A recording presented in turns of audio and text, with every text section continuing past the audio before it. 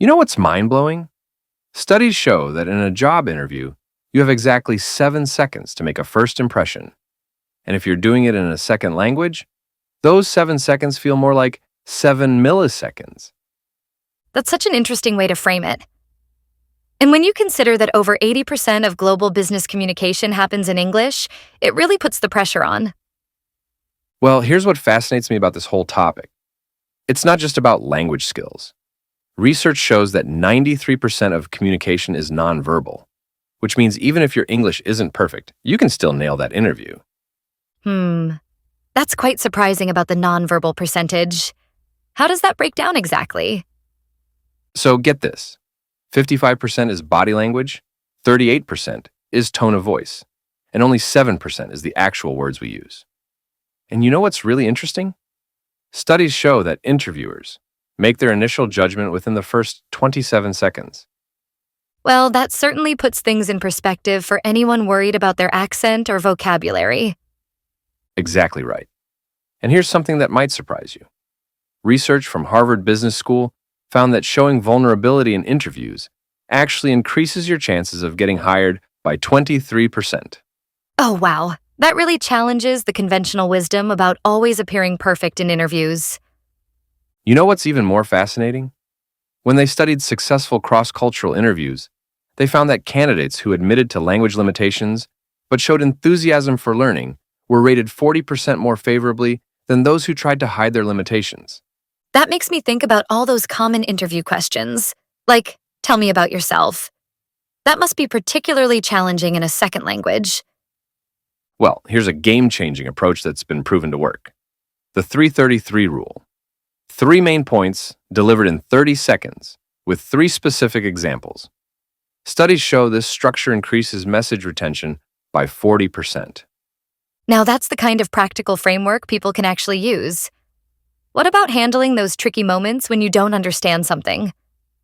This is where cultural intelligence becomes crucial. Research from the International Journal of Business Communication found that candidates who asked for clarification in a professional way were actually rated 27% more positively than those who pretended to understand everything. That's really encouraging for non-native speakers. Could you share some specific strategies that have been proven to work? So here's what's fascinating. The most successful candidates use what researchers call the mirror and bridge technique. First, they mirror back what they understood, then bridge to clarification.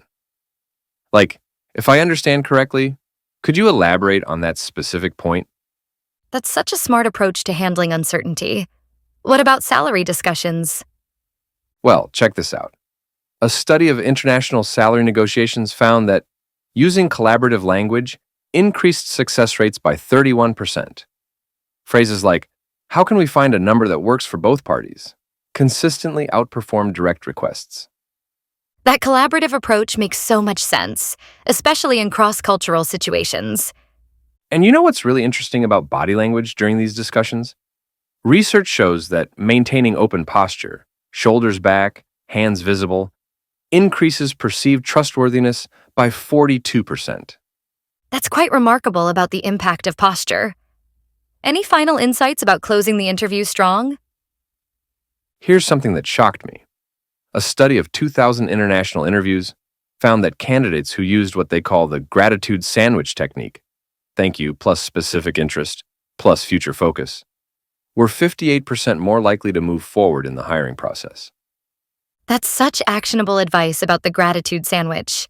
Really shows how structure can help in these situations. And let me leave everyone with this final thought. Research shows that candidates who spent 10 minutes doing power poses before their interview had 25% lower cortisol levels and performed significantly better. It's all about preparing both mind and body.